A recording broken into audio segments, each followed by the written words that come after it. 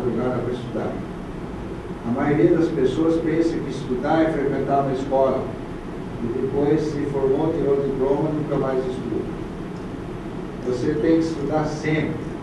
O mundo está mudando e você tem que acompanhar as mudanças. Então, portanto, estude sempre. Estude aquilo que vai levar você a ganhar dinheiro.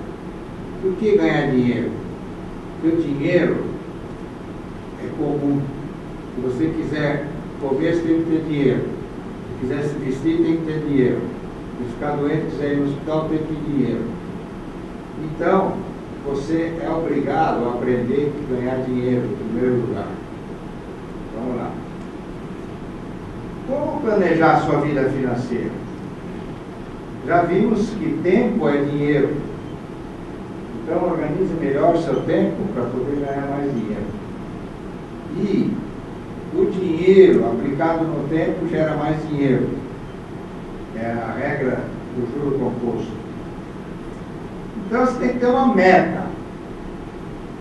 Não importa se sua vida financeira vai levar 5, 10, 15, 20 ou 30 anos. Mas você tem que ter uma meta para atingir a independência financeira. Então, a primeira coisa que você vai fazer é levantar a sua vida financeira hoje, no ponto A. Depois vocês veem lá 1, 2, 3, 4, 5, 6, 7, está em vermelho. Por que isso?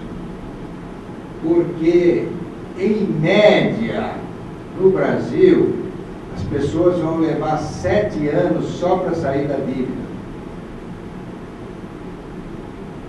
A maioria, quase 80 e tantos % das pessoas têm dívidas. Compraram carro financiado, televisão financiada, casa financiada, tudo financiado. E para você se tornar um investidor, o melhor investimento é você pagar sua dívida primeiro. As pessoas perguntam, qual é o melhor investimento, professor? Pagar sua dívida. Aí as pessoas já desanimam. Por quê? Porque elas estão devendo para o carro, estão devendo para a casa, estão devendo na Casa Bahia, estão devendo. Então, sem sair das dívidas, você jamais pode ser um investidor. Mas ao contrário, porque um planejamento você consegue estabelecer um percentual para investimento, um percentual para as dívidas, e assim você mantém uma equilíbrio. Tá, então vamos lá. Se no Brasil tem a maior taxa de juros do mundo, então adianta você estar devendo um cheque espacial, pagando 10%, ou comprar um carro, onde você paga 2, 3% de juros e aplicar o seu dinheiro e ganhar 1%. Não adianta. Então o melhor investimento é você pagar dívida. Agora, se a gente estivesse nos Estados Unidos ou na Europa, onde a taxa Selic é 1%, talvez isso fosse verdade. Mas aqui no Brasil, dificilmente você consegue qualquer investimento que gere uma renda superior àquela que você vai pagar se você tiver dívida. O crédito ao consumidor mais barato no Brasil está em torno de 30% ao ano. Cheque especial, cartão de crédito, 150% ao ano. Mesmo para as empresas de pequeno porte, elas não conseguem dinheiro a menos de 30%. Só grandes empresas que fazem grandes investimentos, que é a Petrobras, do Vale, conseguem captar dinheiro lá fora e conseguem uma taxa menor. Então, pague a sua dívida primeiro. Nós estamos no Brasil. Entendeu? Porque você não vai conseguir ter mais dinheiro do que você vai pagar de juros. Bom, pago a dívida, eu já posso ser investidor? Não. Tem que fazer uma reserva. Geralmente a reserva leva mais 3 anos. Então essa é a sua caminhada rumo à independência financeira. Poxa, professor, então não tem jeito. Tem jeito. Esses 10 anos que você vai levar para pagar a sua dívida e fazer uma poupança, uma reserva, você aproveita para estudar o que você vai fazer com o seu dinheiro quando você começar a entrar na faixa do investimento. Porque não adianta nada você pagar suas dívidas, fazer uma reserva, querer investir e não ter aprendido. Então isso aí você tem que aprender antes. para poder investir corretamente o seu dinheiro. Então, você faz um planejamento e projeta um ponto B, aonde você deseja estar. Aí cada um programa a sua vida, daqui a 5, 10, 15, 20 anos, em termos financeiros. Projete seus sonhos e metas.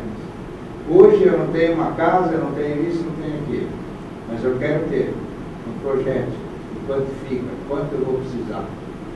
E começa a fazer uma caminhada rumo à sua independência financeira, em número de anos.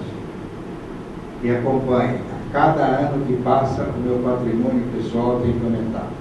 Senão você não atinge aquela meta. Vamos em frente. A situação atual de 85% dos brasileiros. Uma pequena renda e uma grande despesa. A maioria das pessoas gasta mais do que ganha. Então elas estão numa situação devedora. Aí elas vão fazer uma consultoria financeira. Aí o consultor vai falar, olha, você está gastando mais do que você ganha. Você tem que diminuir a sua despesa e viver de acordo com a sua renda. Agora, eu desafio qualquer um que ganha meio salário mínimo, 2 salários mínimos, 3 salários mínimos, a reduzir a despesa. É impossível. Então isso aí é bullshit, né? Não dá para fazer isso. Então o que você tem que fazer? Aumentar a sua renda. Não dá para ganhar dinheiro mais como empregado. Emprego é a pior forma de ganhar dinheiro. Você gasta seu precioso tempo a troco do mísero salário. Você tem que aumentar a sua renda. Tem que aprender a aumentar a sua renda. Vamos ver como é que se faz isso. 80% das pessoas estão na situação atual, quer dizer, gastam mais do que ganham. O que eu devo fazer para sair da crise? E o cara se... Peraí, volta. O cara vai lembrar disso quando ele vai fazer imposto de renda. Quem faz imposto de renda aqui? Faz. Também faz, todo mundo faz imposto de renda. Estou dizendo fazer, eu fazer, não dá para o contador fazer. A maioria das pessoas não faz seu próprio imposto de renda. Dá para o contador fazer. Vocês têm que fazer o seu imposto de renda. É a sua coisa. Porque a declaração de bens, quanto você ganha, quanto você gastou, como é que está, tudo. Você que tem que fazer. A maioria das pessoas delega isso para o contador. Não é possível você sair da sua situação se você fizer isso. Você que é obrigado a fazer sua declaração de renda. Vamos lá. Como é que eu vou planejar minha vida financeira? Primeira coisa, eu tenho dívidas? Se pergunte, eu tenho alguma dívida? Comprei casa financiada, comprei carro, comprei televisão, estou devendo a Casa Bahia, cartão de crédito, cheque especial. Tem algum tipo de dívida? Então pega a sua dívida e faça um levantamento da sua receita e despesa e vê se sobra uma poupança. A poupança é a diferença, não é cadeia de poupança. A diferença entre a sua renda e sua despesa. Pega essa poupança, divide a dívida pela sua poupança. E aí, se você deve 10 mil, divide por 500 que você consegue poupar, você vai levar 20 meses para pegar a sua dívida, certo? Se, para a maioria das pessoas, dá uma montanha de meses para sair das dívidas.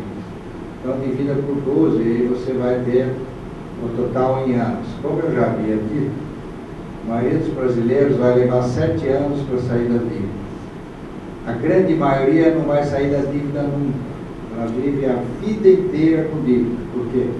Porque ela sai de uma, entra na outra, sai de uma, entra na outra. Comprou um carro financiado de 60 meses, aí o carro fica ruim, daí compra outro financiado, daí outro financiado, quebrou a televisão, outro financiado. Então, a maioria das pessoas nunca vai sair da dívida. Se você tomar uma decisão eu vou sair da dívida. Então, em média, no Brasil as pessoas vão levar 7 anos para sair das dívidas.